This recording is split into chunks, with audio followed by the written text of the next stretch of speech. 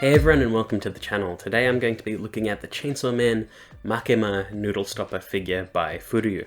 Now if you haven't watched Chainsaw Man yet or read it, I highly recommend it. It's something quite special. It's very, very good, and I think the anime adaptation captures most of the energy from the manga, but the manga itself is also very special, so I recommend both.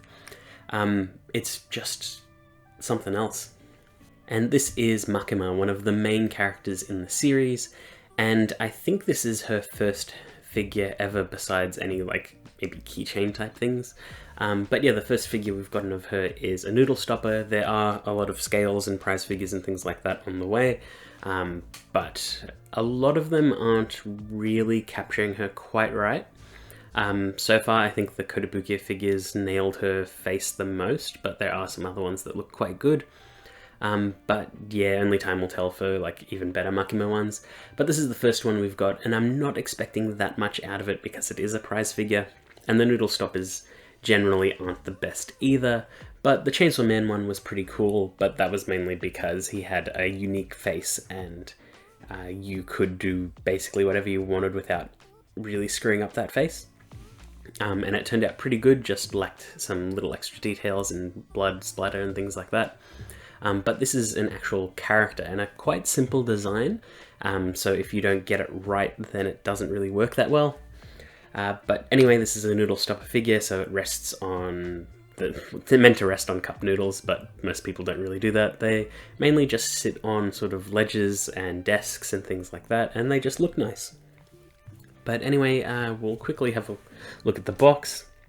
So you can see there's a promo image on the front of Makima, some more on the sides, another one on the back, and all the legal info on the side.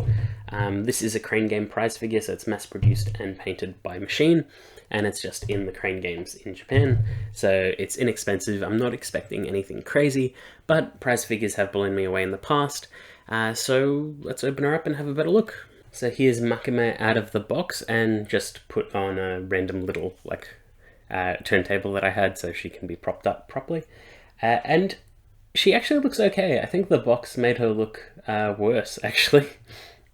Her face seems to be about the right shape, hair seems pretty good even though it is a simple one, but there's not too many extra details on the hair in terms of additional strands of hair, but it does have the main shape of the hair, and there is a bit of detail work done, so that's cool.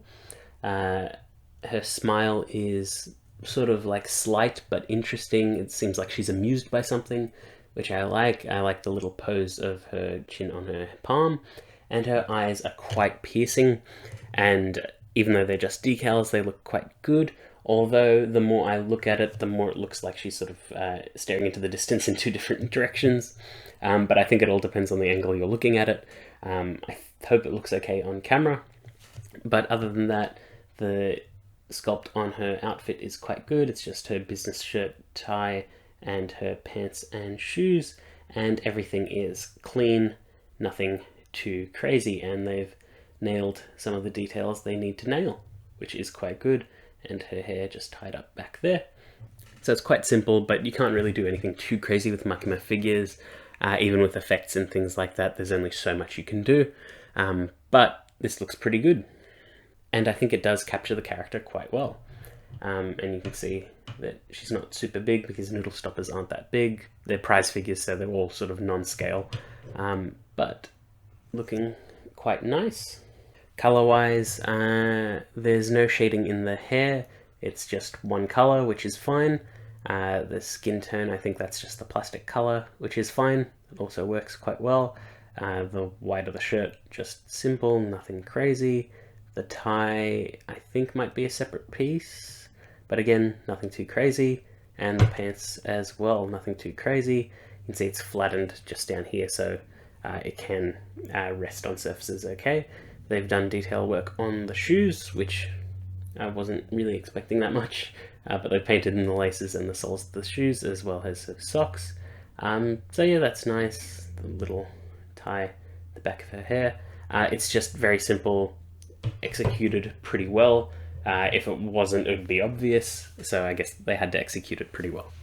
But yeah, nothing too crazy about it, nothing much to say about it. The only other thing you can really do is compare it to the Chainsaw Men that they released. And now here they both are on the same turntable, and they're both in the same figure line, both noodle stoppers, and yeah, they're basically similar levels of detail and same scale roughly and everything like that. Nothing too crazy really, like they just accomplishes what it needs to do, probably looks better than I thought it would look, and yeah, they would look good on a shelf together, just lined up. I think we're getting a power and an Aki as well, so that's nice. I don't know if they'll do many more noodle stoppers from this very particular line, because I know there are going to be more Chainsaw Man noodle stoppers, but whether or not they're in the same Furyu line is another thing, because prize figure companies like doing alternate outfits, different poses. Other companies like to tackle the same sort of concept, and everything can get muddled in between. But for now, these two look pretty good together, and they are two fairly unique poses in the same series, so that's cool too. But yeah, nothing really much to say about it, just that looks better than it does on the box, so that's nice. But yeah, that's pretty much it. I hope you enjoyed that video, and I will see you all next time.